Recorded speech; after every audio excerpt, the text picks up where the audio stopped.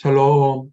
오늘은 마태복음 20장 말씀처럼 주여 우리를 불쌍히 여기소서, 우리의 힘과 우리의 능력과 우리의 경험을 해결할 수 없는 문제들일 때 주님만을 바라보기를 원합니다.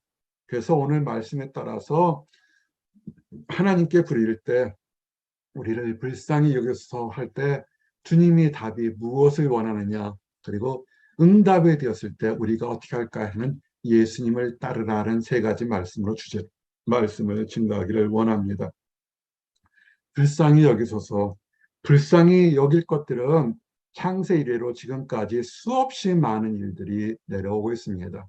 성경에서 대표적인 몇 가지를 불쌍히 여길 수밖에 없었던 것, 그 심파시를 갖고 있는 것을 증거하기 원합니다. 크리스찬의 덕목 중에 여러 가지가 있습니다.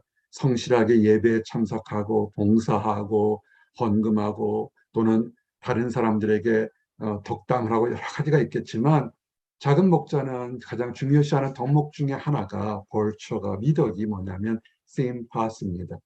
다른 사람을 불쌍히 여기시고, 또는 한국말로 이심전심, 정죄하지 않고 남을 불쌍히 여기는 마음을 얘기합니다. 우리 예수님께서 그런 모습을 많이 증거했고, 성경에도 도처에 이 심퍼시, 불쌍히 여기는 마음에 있었습니다.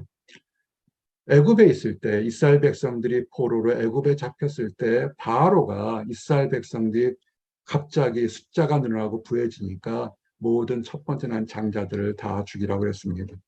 근데 자식을 낳은 부모, 특별히 어미의 입장에서 자식을 어떻게 죽일 수 있겠습니까? 그래서 히브리 여인이 모세를 낳는데 숨겨서 키웠는데 석 달을 키웠는데 더 이상 숨겨서 키울 수가 없어서 이제는 아이를 죽일 수밖에 없는데 그 가슴이 얼마나 찢어지겠습니까? 기도하고 이 아이를 살려주십시오 그럴 때 그가 아이를 갈대 배를 만들어 작은 이런 갈대 바구니를 만들어서 역청으로 발라서 물이 스며들지 않게 하고 어린 석 달 된 아기 모세를 띄어보냅니다. 마침 그때 바로의 딸이 공주죠. 목욕하러 나일강을 목욕했다가 어서 작은 갈대배가 떠오르면서 아기의 울음소리가 되니까 여자고 어머니는 다 자식은 없었는데 여성의 마음에 아이가 울으니까 불쌍히 여기는 마음이 생겼습니다. 아버지 바로가 모든 애굽에서 태어난 이스라엘 백성을 죽이라는 명령을 알았지만 불쌍히 여겨서 그 아이를 데려다가 자기의 양아들로 삼아서 40년 동안 애굽에서 황폐자의 훈련, 모든 백성들을 다스릴 수 있는 교육을 받게 하는 역사가 있었던 것입니다. 죽고 사느냐 문제에서 모세가 살 수 있었던 건 한 여성의 불쌍히 여김이었던 것입니다. 물론 큰 안목에서는 하나님의 이해에 비하시지만 세상의 역사를 바꾸는 것은 어머니의 마음, 불쌍히 여기는 마음이 그렇게 시작된 것입니다.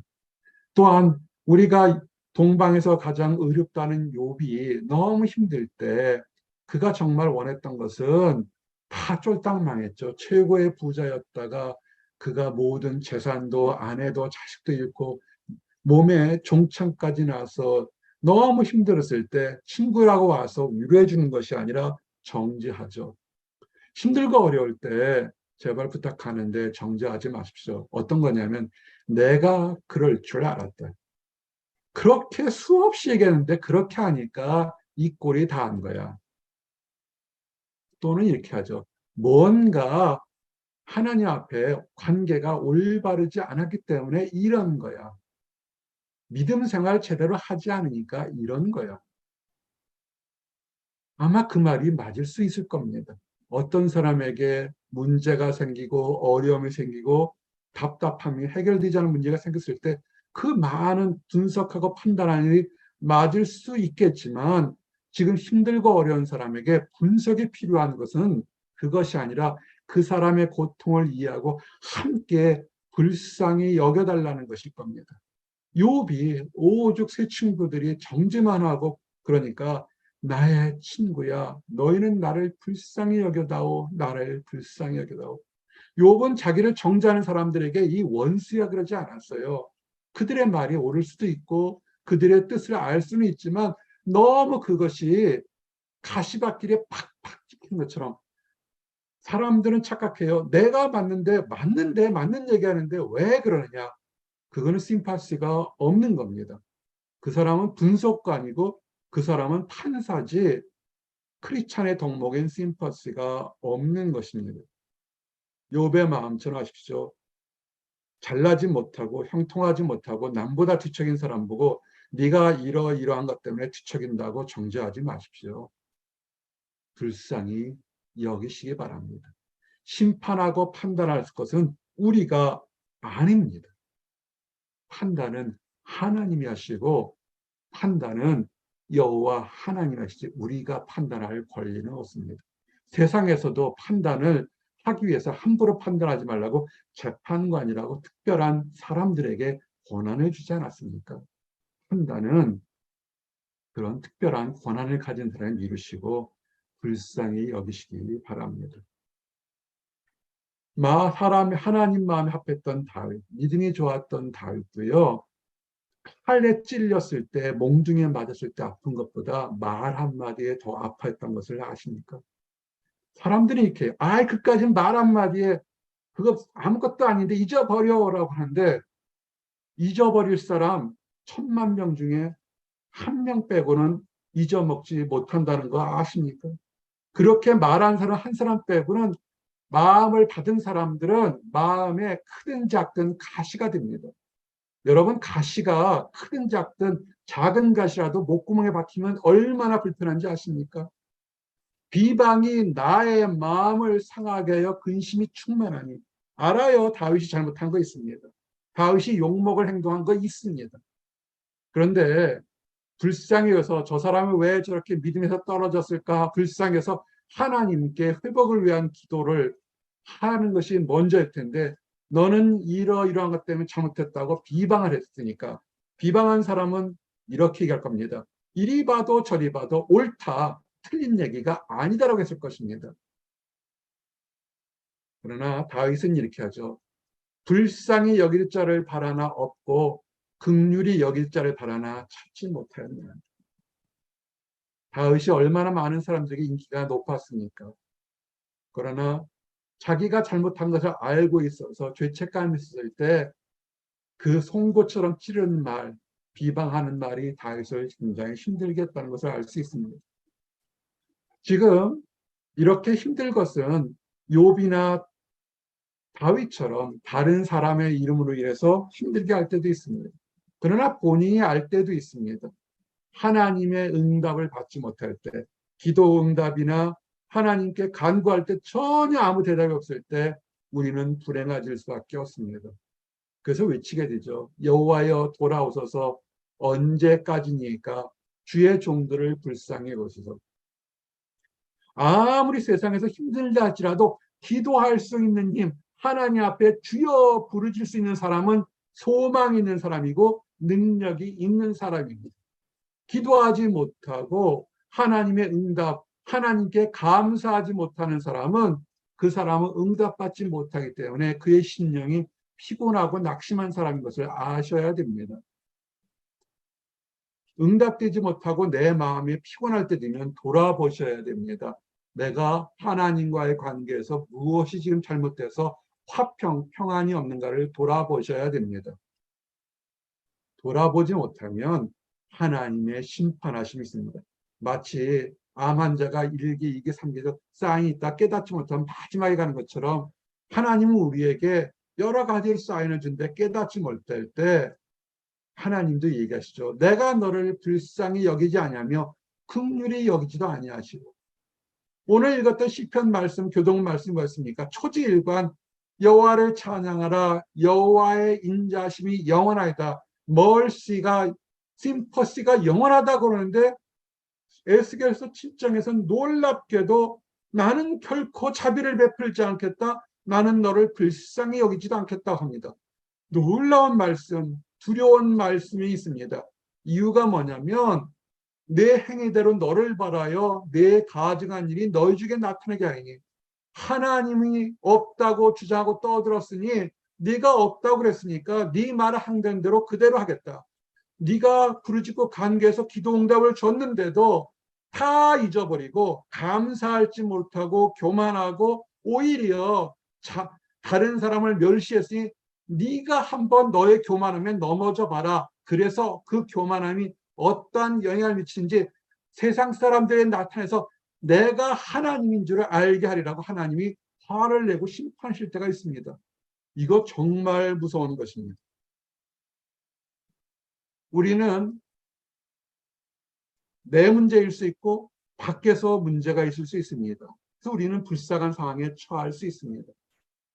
오늘 읽었던 말씀에 여러 가지 있지만 하나님의 뜻은 인자하심을 베푸는 것입니다. 불쌍히 여기신 것입니다. 여러분, 하나님의 뜻이 무엇인지 알면 잘못했던 길을 가더라도 돌아올 수 있습니다. 하나님의 뜻은 뭡니까? 그는 가난한 자와 궁핍한 자를 불쌍히 여기며 궁핍한 자의 생명을 구원하며, 하나님의 뜻은 힘들고 연약하고 뜻대로 되지 않아 어려운 사람들에게도 새로운 힘과 용기를 주시려고 하는 것이 하나님의 뜻인 것입니다. 돌아오십시오. 그래서 이것이 하나님의 뜻인 걸 알다면 여러분은 축복을 받을 수 있습니다. 보이지 않는 맹인들이 예수님께서 다닌다 지나간다니까 소리를 지릅니다. 다윗의 자손이여 우리를 불쌍히 여기소서. 현대말로 얘기하면 여러분의 가정에 여러분 자신이, 여러분의 사랑하는 사람이 문제가 있습니다. 새벽에 가서 교회에 가서 주여 주여 하고 내서 막 울며 불며 고쳐달라고 합니다. 여러분 어떻게 하십니까? 가슴을 치며 주여 저 성도가 너무 힘드니 하나님 속히 좀 도와주시고 끝까지 이룰 때까지 인내를 주십시오 그럽니까? 그렇게 생각하시면 참 좋은 성도입니다. 근데 우리가 눈물 흘려 기도할 때 악한 것들이 있어요. 뭐라냐면 기도하지 못하도록 꾸짖어 잠잠하라. 왜 예수님 계시는데 소란스럽게 하냐? 예수님은 기도를 원하세요? 성도들의 기도를 원하세요? 찬양만을 원하시는 거 아니라 슬픔의 눈물에서 기도를 원합니다. 그러면 우리가 지혜로운 사람, 하나님 앞에 뜻이 뭐라습니까? 가난한 자, 곤무한 자를 돕는 게 하나님 뜻이었으면 우리가 어떻게 했습니까? 어이구 힘들구나. 예수님이 안 보이시지? 이 앞에, 자네 앞에 예수님이 있는데 이리로 오게 손을 잡아줘야 되는데 오히려 잠잠하라 그럽니다. 나는 예수님한테 복을 받는 사람이고 너는 그렇지 못하니까 나는 낫고 너는 안 된 거야. 나는 최근에 기도 응답을 받았고 너는 못 받았으니 너는 문제가 있는 거야 그러는 겁니다. 그만한 교만한 게 어디 있습니까? 그런데 지금 생각해 보세요. 한번 생각해 보십시오. 예수님께 지나갈 때 주여 할렐루야 호산나 외치는 사람이 있고 한쪽에서는 보이지 않게 죽게 돼가지고 주여 우리를 불쌍히 여길 때 불쌍히 여기달라는 소리보다 더 큰 소리로 잠잠해라 입 닥쳐 소리 질렀을 때 그 작은 소리가 들렸다고 생각하십니까? 근데 예수님께서 가다가 멈춥니다. 그리고 그들을 불러 이르시되 너희에게 무엇을 하여 주기를 원하느냐 말씀하십니다. 오늘 우리 성도님과 다른 사람들에게 제가 함께 기도했습니다라는 그런 단상을 보냈습니다. 한 청년이 중보기도를 요청했을 때 편지가 오고 갈 때 기도 응답이 있어서 다시 예전 맥락으로 돌아보니까 겸손하게 하나님께 간구했던 것, 그리고 응답받을 때 가장 먼저 하나님께 영광 돌리는 그 일련의 흐름이 있어서 그게 좋아서 그 청년에게 허락을 받고 함께 얘기했던 카톡의 내용을 쓰었습니다. 소수의 사람이 보이지 않게 너무나 지극히 개인적인 문제가 있기 때문에 알리지 않고 했던 것인데 주님은 아신다는 것입니다. 여러분의 가정에, 여러분의 직장에, 여러분의 이웃에 작은 소리로 눈물로 기도하는 사람이 있습니다. 사람들은 큰 소리 질러서 그것 가지고 뭘 그래? 아니면 그럴 만한 이유가 있어라고 정죄하십니까? 그러지 마십시오. 크리스찬은 같은 마음으로 그 사람이 얼마나 힘들겠습니까? 같은 마음으로 함께 기도할 때 우리 주님이 가던 길을 멈추고 서는 것처럼 우리의 기도를 들으실 겁니다. 이런 얘기는 참 많습니다. 하나 아버지가 예수님께 찾아와 소리를 외치어 주여 내 아들을 불쌍히 여기소서. 내 아들이 간질에 걸렸습니다. 간질은 현대의학으로도 참 난감한 병 중에 하나입니다. 고칠 수도 있지만 참 시간이 많이 걸려요. 어렵습니다. 그래서 그가 얘기합니다. 불에도 넘어지고 문에도 넘어지고 너무나 힘들고 그것을 보는 부모 입장에서 너무 힘듭니다. 예수님은 다가와서 눈물 흘리면서 부르짖는 모든 사람들의 얘기를 들었습니다. 예수님이 원하시는 것은 형통한 것도 좋겠지만 힘들어하고 기진한 사람, 못 먹은 사람, 은혜 받지 못한 사람, 불쌍한 사람들을 불쌍히 여기신다는 걸 아시고 큰 소리로 부르짖어도 응답하시고 작은 소리로 부르짖어도 응답합니다. 할 수만 있으면 함께 기도하시기 바랍니다. 그 간질거리는 아버지가 뭐합니까? 때로는 그가 불에도 던지고 물에도 던져서 어떻게 죽을 수 있는데 주님 뭐라도 할 수 있으면 좀 해주십시오. 뭐라도 할 수 있거든. 간절함은 있지만 주님에 대한 능력이 제대로 알지 못하고 있는 것입니다. 우리도 마찬가지. 우리가 최선을 다했는데 응답이 없으면 의심이 찾아올 수밖에 없습니다. 지금 내가 하는 방법이 옳은 것인가? 왜 주님은 내 얘기만 듣지 않는 것인가? 아니면 주님은 정말 안 계신 것인가? 창세기부터 지금까지 인류 역사상 하나님이 아브라함을 만난 그 모든 순간부터 하나님은 지금도 계시고 큰 소리 작은 소리 다 듣고 계십니다. 하나님이 뜻이 계셔서 그런 거죠. 우리가 부족해서 깨닫지 못하는 것들입니다. 얘기하죠. 할 수 있거든이 무슨 말이냐. 믿는 자에겐 능히 하지 못한 일이 없느니라. 믿는 자가 누굽니까? 예수님이죠. 하나님을 믿죠. 믿는 자가 누굽니까? 우리가 되어야죠. 하나님을 믿는 우리가 되게 되면 하나님 안에서 능히 할 수가 없습니다. 이 아버지가 깨닫고 얘기합니다. 나의 믿음을 없는 것을 도와주셔서 회개합니다. 여러분, 우리가 불쌍히 여김 받으려고 하면 하나님 앞에 낮추는 모습을 때려줍니다. 불쌍히 여달라고 기도하셔야 됩니다. 이 눈먼 맹이 찾아와서 소리 졌을 때 다른 사람들이 막았어요. 잠잠하라고. 그런데 예수님께서 돌아가서 분명히 묻습니다. 무엇을 원하냐? 여러분들에게 질문합니다. 지금 무엇을 원하십니까?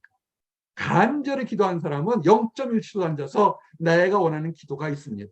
그러나 기도가 깊게 들어가지 못하거나 하나님을 신뢰하지 못하면 글쎄요 뭐가 될까요? 그렇습니다. 의심하게 됩니다. 그러나 그들은 눈을 뜨기를 원했기 때문에 예수께서 불쌍히 여겨서 그들의 눈을 만지니 곧 보게 되게 됩니다. 기도 응답을 받았어요. 그럼 어떻게 할까요? 이제 볼일 다 봤잖아요. 그럼 돌아가서 딴 걸 해야 되는데 그들은 그렇게 하지 않습니다. 그들이 예수를 따르니라. 예수를 따른다는 것은 평생 동안 사역자로 목회자로 선교사로 살아가는 것은 아닙니다. 하나님이 그 기도 응답을 준 사람에게 다양한 은사와 능력을 줘서 할 수가 있습니다. 우리는 어떻게 살아가야 될까요? 그것은 뭐냐면 첫 번째 우리의 삶에서 우리가 죄악을 숨기지 말고 회개를 하셔야 됩니다. 그 아버지가 나의 믿음 없는 것을 용서한 것처럼 하나님 안에서 우리는 부족했던 것이 있는 줄 아셔야 됩니다. 그리고 죄를 자복하고 벌실 때 우리가 그것이 예수님을 따르는 삶이 된 것입니다. 죄가 있기 때문에 회개하지 못한 것이 있기 때문에 불쌍히 여김 받는 것이 더디가 된 것입니다. 깨끗한 그릇이 하나님께 축복받습니다. 금그릇, 은그릇 그것이 중요한 것이 아니라 깨끗한 그릇에 하나님은 축복을 주십니다. 하나님 안에서 불쌍히 여김을 달라고 부르셨습니까? 또는 그런 응답을 받으셨습니까? 그러면 이제는 거저 받은 은혜니까 이웃에게 거저 은혜를 나누어 주십시오. 가난한 자를 불쌍히 여기는 것은 여호와께 구워드리는 것이니 이 가난한 자가 뭘까요? 저 물질적으로 가난한 자 맞습니다. 우리 선교사님들 위해서 기도 많이 하자 그렇습니다. 아주 유명한 선교사에게는 후원금이 많아서 집도 있고 차도 있겠지만 대부분의 선교사들은 그렇지가 않습니다. 미자리 교회도 그렇고 또는 캠퍼스 사역자, 특선 사역자들 뭐가 있겠습니까? 물질을 주셔도 좋고 아니면 여러분이 할 수 있는 기간에 따뜻한 말 한마디 함께 기도할 수 있는 정말 심령이 가난한 자 하나님 뺏기는 바라볼 게 없는 사람에게 사랑을 나눠줄 수 있는 거 아니겠습니까? 물질을 나눠주셨고 사랑 나눠주셔도 좋고 정성과 시간을 나누셔도 되죠. 근데 그것이 그냥 waste of time, waste of money, 그냥 낭비라고 생각하십니까? 그것이 아닙니다. 성경은 정확히 그렇게 가난한 자를 불쌍히 여기는 마음 그 자체만이라도 하나님께 구워드린 것이니까 하나님께 구워드리면 반드시 갚잖아요. 축복을 갚게 되는 것입니다. 축복받는 행동은 선행을 베푸십시오. 불쌍히 여기십시오. 이웃을 불쌍히 여기십시오. 그리고 악을 멀리하십시오. 너희는 악을 미워하고 선을 사랑하며 불쌍히 여긴다고 하면서 악한 친구들과 함께 끼리끼리 모여 어울려서 같이 범죄한다면 그것은 아니죠. 심퍼시라는 것이 악을 행하는 사람에게 같이 악에 물들라는 얘기는 아닙니다. 하나님의 선을 행할 때 그럴 때 환난 가운데서 하나님께서 남겨놓으심을 알 수 있는 것입니다. 친절하게 하십시오. 서로 친절하십시오. 여러분이 귀하고 여러분이 존경받는 것처럼 여러분과 앞에 있는 그 다른 사람들도 귀한 사람이요, 존경받는 사람이요, 왕 같은 제사장으로 부르는 매우 특별한 사람인 것입니다. 세상은 어떻습니까? 좀 더 많이 가지고, 좀 더 높게 올라가고, 좀 더 유명하면 내가 뭐가 된 것 같고, 그렇지 못한 사람은 함부로 대해도 될 것 같지만, 하나님은 그렇게 보지 않습니다. 지구상에 있는 수많은 사람들 중에서 특별한 뜻이 계셔서 하나님의 사람으로 부르신 것. 지금 나와 여러분이 이렇게 예배를 드리고 찬양을 특별히 부르는 사람이 그렇게 많지가 않습니다. 특별하게 부름받은 사람을 함부로 평가할 수는 없죠. 어떻게 하셔야겠습니까? 서로 친절하게 하며 불쌍히 여기며 서로 용서하기를 하나님이 그리스도 안에 한 것처럼 그렇게 하십시오. 그럴 때 불쌍히 여김을 받고 불쌍히 여기는 능력으로 축복이 됩니다. 그리고 마지막으로 불쌍히 여겨달라고 기도하는 것 우리는 할 수 있습니다. 내가 힘드니까요. 하나님은 도와주십니다. 그러면 우리도 다른 사람을 불쌍히 여겨주고 형제를 사랑하고 선행을 베푸는데 그럼 항상 좋은 일만 있을 거라고 생각하지 마십시오. 악한 것들이 있습니다.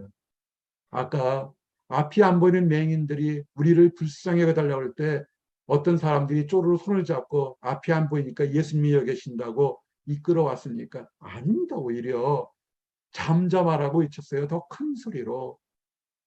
그렇기 때문에 내가 대접받지 못한다고 푸르르 떨 필요거나 욕을 먹는다고 푸르르 떨지 마십시오. 그것이 세상인 것입니다. 선을 행했는데 선으로 보답이 오지 않는 것이 하나님 앞에 쌓아오는 축복의 상징이 될 수 있다는 것입니다. 악을 악으로 갚지 말고 욕을 욕으로 갚지 말고 도리어 복을 빌어주십시오. 우리는 복을 빌어주는 사람입니다. 우리가 하나님으로부터 불쌍히 여김 받은 것처럼 우리가 뭘 잘해서 하나님으로부터 불쌍히 여김 받았겠습니까? 악인이었고 정말로 부끄러운 일을 많이 했는데요. 우리도 하나님이 하셨던 것처럼 복을 빌어주십시오. 그 사람에 대한 판단과 정죄는 우리가 하는 것이 아니라 하나님이 하실 겁니다. 이제 말씀을 정리합니다. 우리를 불쌍히 여기셔서 우리가 여러분의 가족이 주변에 힘들어하는 사람 참 많습니다. 정죄하거나 판단하거나 분석하지 마시고 하나님이 우리를 불쌍히 여기신 것처럼 그들의 아픔을 놓아서 함께 짧게라도 기도하시고 같은 마음으로 눈물 흘려 기도하시는 그런 심파시, 연민의 정이 있기를 원합니다. 그래야 우리도 하나님으로부터 불쌍히 여기를 받습니다.